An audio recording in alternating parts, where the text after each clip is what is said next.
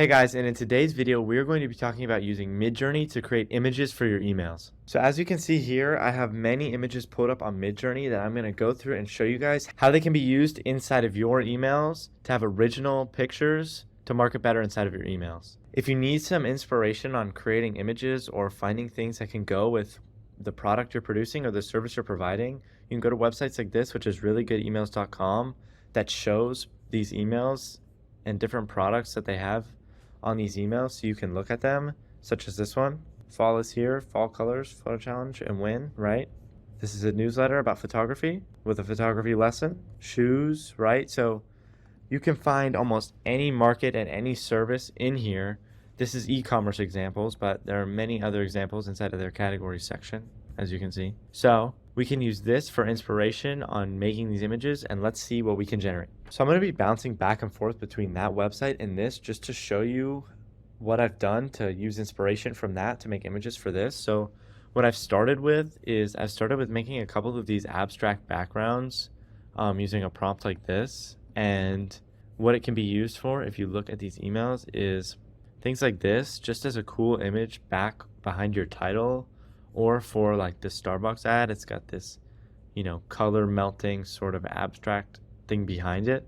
And that can be used for a lot of different things and a lot of different emails, especially if it's like a service and you just name the service here with an abstract background behind it. And also tiling, like this one, making this sort of tiling pattern. Midjourney has a tiling feature where you can input a pattern or tell it to make a pattern and use their tiling feature, and it will just replicate it into a tiled format so that you can put it like this as a background. So the next thing is a person holding a medicine bottle.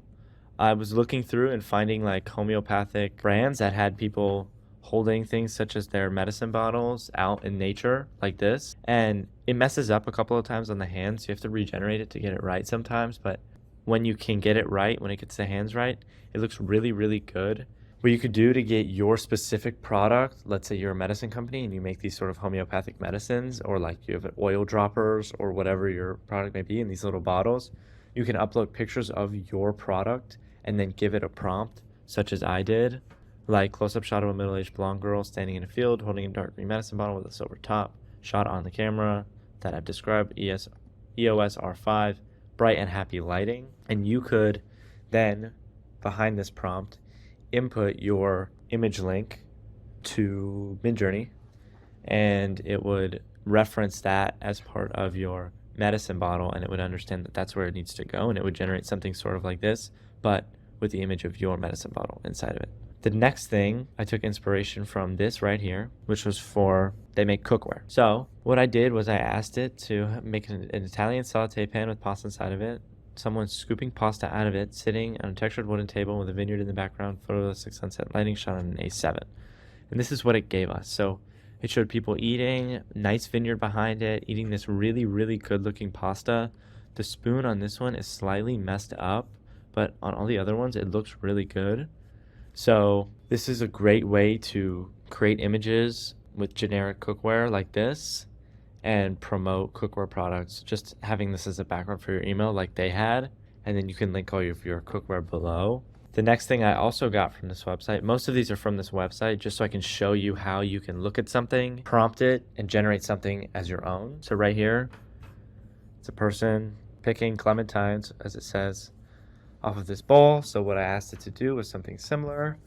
A hand grabbing oranges out of a white porcelain bowl, and as you can see, there's somebody grabbing oranges, or there's an orange bowl, and you can use this to promote bowls, or you can use this to promote flowers. If you were to say this setting with these flowers, right, with magnolias or whatever flower, right? If you sell flowers like those people that sell the fruit bouquets, similar to that, where you ship flowers out to people, this would be great for you because you can make these natural settings and describe flowers, and then you don't have to actually go out and take professional photos if you're a small business of these flowers. The next thing I got was from a tattoo place, right? So I did a similar thing, a woman standing in a nightclub with glowing tattoos on her neck and chest, close-up cinematic shot of her tattoos, dark lighting to show off the tattoos.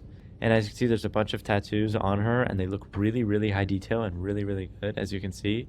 So what you can do is, market this just like you would any of these other products that I've been talking about, right? So You'll generate the image of her with the tattoos. You can even describe a specific type of tattoos, like nature tattoos or a tattoo of an owl like it has here. Put this up on your email and say, we tattoo you, whatever your catch is. The next one is really good. This is going to be for anybody, no matter what type of market they're in. This is a solid orange background with kids' toys laying around the border of the shot. The center portion has nothing in it, making room for something else.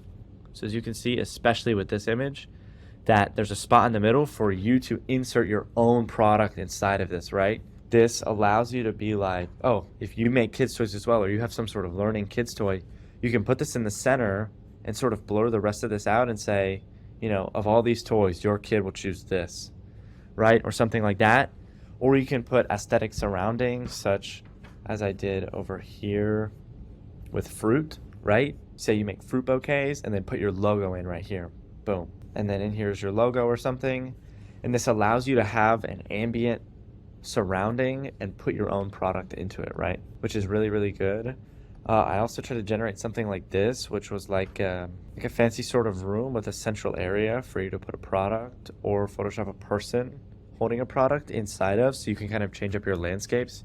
Midjourney is not only good for making actual objects themselves, but places you can put objects in, as you can see. So this will allow you to place a crop shot of somebody just in their own home holding their product. Like, this is amazing. And then you put it into this. I've also done things like more intricate backgrounds, like I had done with the abstract backgrounds before that I showed you guys in the beginning. If you own like a seltzer company, let's say, you can use a background like this or like this as the background, like right here, for the front header image of your email, just like this, or like this with the pasta, and then have your logo, and then kind of blur it and put a seltzer, you know, hanging diagonal right here, and then say, extracted directly fruit, amazing seltzers you can't resist, or something like that. So that's a couple ways that you can use it. You can also, let's say you have a solar business, right? You can generate images of people working on houses, doing solar, installing pipes, being a plumber, any sort of like in-person service-based business that you have. You can also use it for this and send out emails, and people will be like, oh wow, they're working hard on this roof installing solar, right? Do you want solar today? Something like that. The next thing is sort of like a pedestal. You can change your shot angle. I just gave this as an example shot angle so you could see the rest of the room, but you could take one like this and put a product right here. Or if you created furniture, you could advertise your furniture here or somewhere and have a room like this. So you could make a blank room like this and merge images with an image of your product, like your furniture, for example, and it would put it inside of this room so that really the only thing they can look at is the bare walls and then your furniture. Or like I said, you can, you know, use Photoshop or some other platform to insert a product of yours on top of this sort of pedestal-like display area.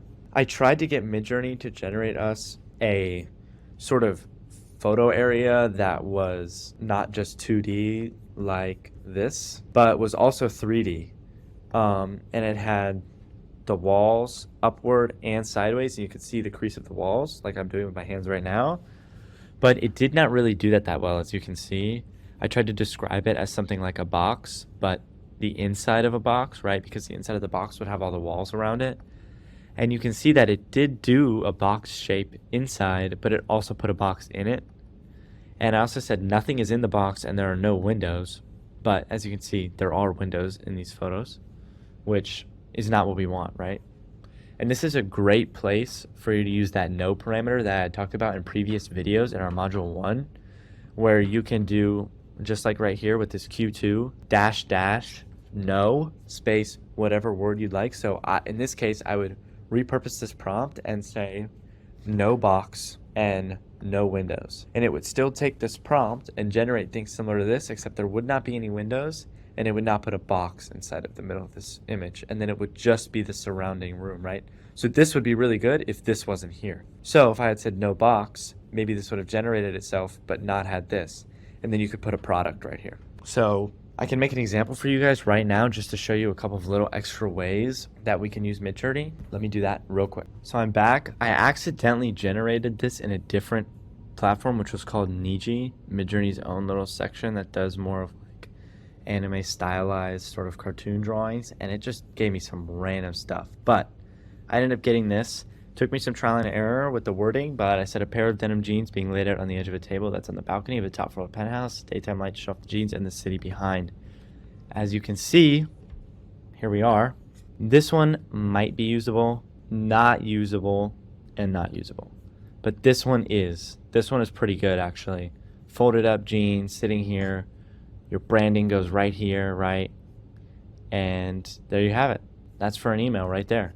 But again, Midjourney takes trial and error. It does random generation. I believe I showed you guys how to use seeds to get it not random. So if you ever get an image that you like, such as this top one right here, you can upscale it, get its seed, and use its seed to regenerate other images and kind of change your angles and stuff. So that's really all I have for you guys in this video for creating pictures and mockups inside of your emails. And I will see you guys in the next video.